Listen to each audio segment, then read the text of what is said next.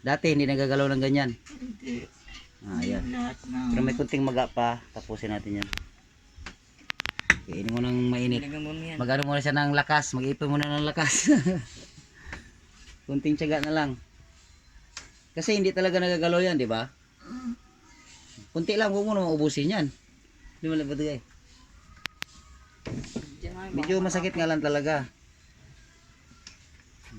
Galaw. Ganyan ko na siya, kuya. Oh, makilos mo na siya. Ikot na. Di ba, kuya, kagabi hindi ko nagaganyan. Ano?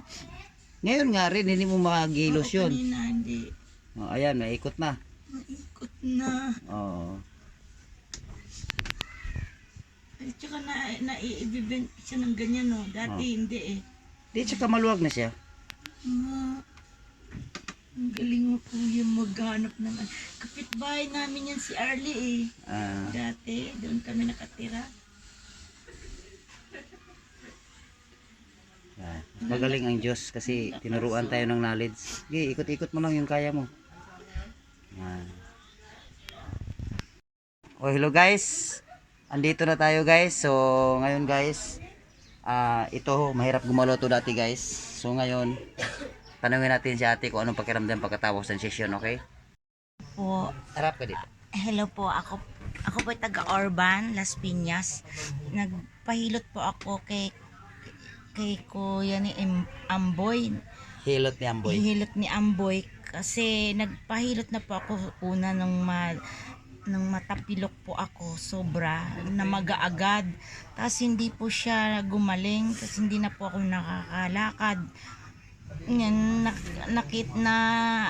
na-recommend sa akin ng ng kaibigan ko na na may marunong daw maghilot. Yun nga po si hilot ni Amboy. Ngayon po na siya, halos sobrang sakit pero naka-recover na po ngayon.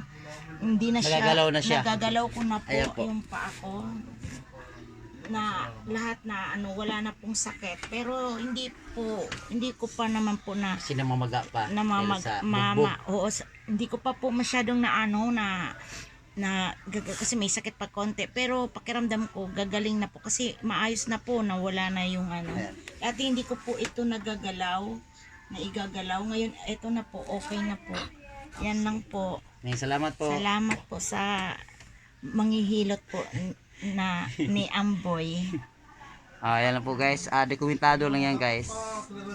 Para lang po sa iba po na nagpapahilot. Tsaka pala guys, note pala, yung mga hindi masyadong kabisado yung paghihilot po, wag na po kayo magsubok-subok kasi minsan kasi nabubugbog po kasi. Yun lang po. Hindi naman po sa nag-judge ako. Kung hindi natin kabisado yung trabaho po, iwasan po nating hawakan yung bagay na delikado po kasi. Sige po.